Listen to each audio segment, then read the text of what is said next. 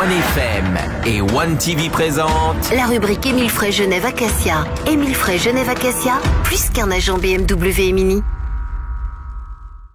Bienvenue dans la rubrique Émile Frey Genève Acacia, la première de l'année 2020. Bonne année à vous et à toute l'équipe d'Émile Frey qui est avec nous. Alexandre Farago, David Stutz et David Rodriguez. Bonsoir messieurs, bonne année. Bonsoir, salut à tous et bonne année également à tous nos auditeurs. Est-ce qu'il y a des bonnes résolutions déjà pour cette année ?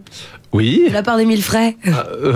Surtout de part personnelle, on va dire, parce que de la part d'Émile Frey, on va dire qu'on les a toute l'année. Effectivement, on les a toute l'année.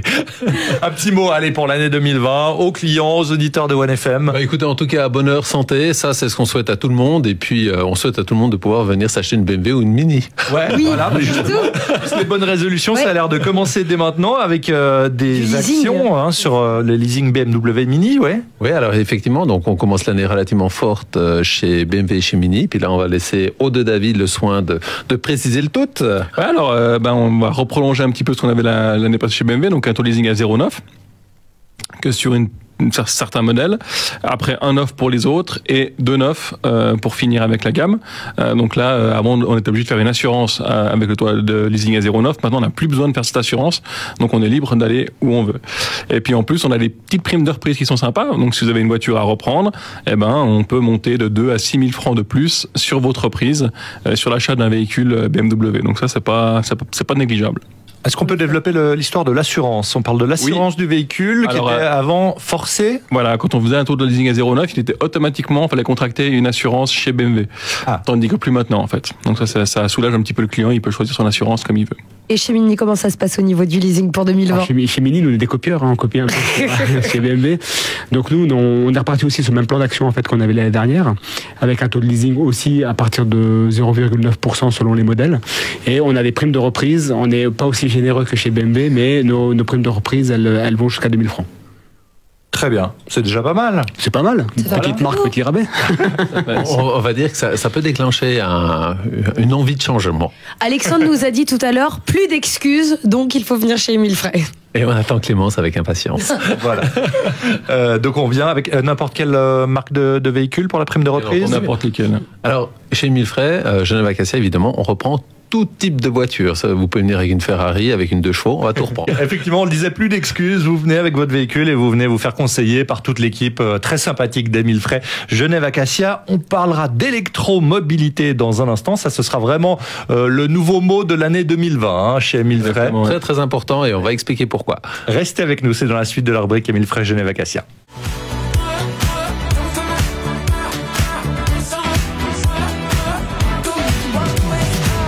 De retour dans la rubrique Émile Frey Genève Acacia. En 2020, on passe à l'électrique. C'est l'électromobilité que l'on va évoquer dans cette deuxième partie de chronique. Alors pourquoi est-ce que tous les fabricants et également donc du coup BMW et Mini se mettent à l'électrique ? Alors soit hybride, soit tout électrique. Alexandre. Tout à fait. Donc cette année 2020 est vraiment sous le signe de l'électrification finalement du parc.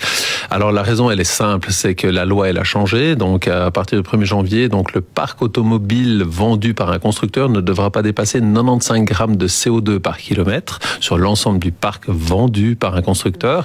Ça veut dire qu'il y a des modèles qui vont faire plus, des modèles qui vont faire moins. Donc les modèles électriques, évidemment, on sera à 0 émission, donc ça va fortement réduire.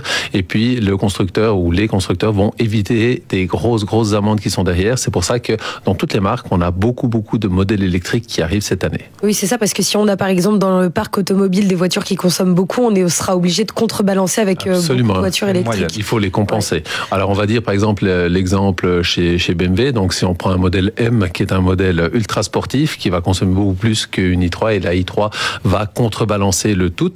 Et maintenant donc chez BMW on a une quantité de modèles qui sont tant bien hybrides qu'électriques parce qu'un modèle hybride, étant donné qu'on va fonctionner sur un certain nombre de kilomètres tout en électrique, va diminuer également cette consommation. Puis là, David va nous en parler un peu plus en détail. Oui.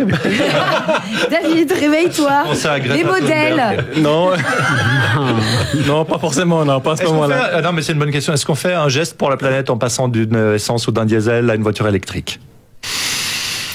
Écoute, on va dire qu'il y a des avantages et des inconvénients. Il y a des avantages et des inconvénients. Il y a beaucoup de controverses. C'est un grand sujet. Après, c'est d'où vient l'électricité, etc., etc. Oui, donc, bien sûr. C'est un gros débat. Très bien. D'accord. Alors, du coup, Les chez nouveaux BMW, modèles, il y a quasiment tous les modèles qui passent en électrique ou en hybride. En hybride, ouais. Électrique, on a qu'un seul véhicule, c'est la i3. Oui. Et puis elle sera complétée par le X3 qui va arriver au mois de juillet, qui sera en 100% électrique. Et puis cette année, en début d'année, on aura aussi une nouveauté, c'est le X1 qui va apparaître aussi en hybride, donc qui est le petit SUV de chez BMW, donc qui est assez attendu parce que là aussi en hybride, les gens le demandent. Et puis je dis aussi parce qu'on a beaucoup de gens qui viennent chez nous acheter des hybrides ou des électriques, qui n'ont pas la possibilité de les brancher le soir chez eux, parce que soit ils sont locataires, soit ils peuvent pas mettre de prise chez eux.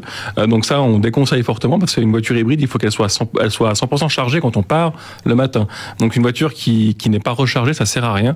Donc on a aussi beaucoup de gens qui pensent faire des économies mais qui peuvent pas qu'ils peuvent pas mettre une borne de charge chez eux.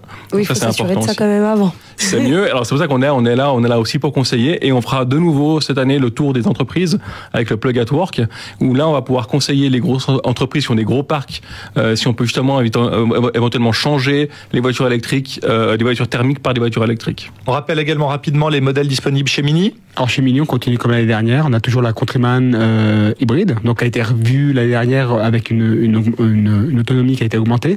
Et à partir de mars, donc officiellement la Mini électrique, 100% électrique, la petite Mini 3 portes. Venez les découvrir chez Emile Frey Genève Acacia. Merci beaucoup messieurs. Bonne soirée. On retrouve la chronique en vidéo sur le Facebook de OneFM et sur One TV. Ciao. C'était la rubrique Emile Frey Genève Acacia. Emile Frey Genève Acacia, plus qu'un agent BMW et Mini.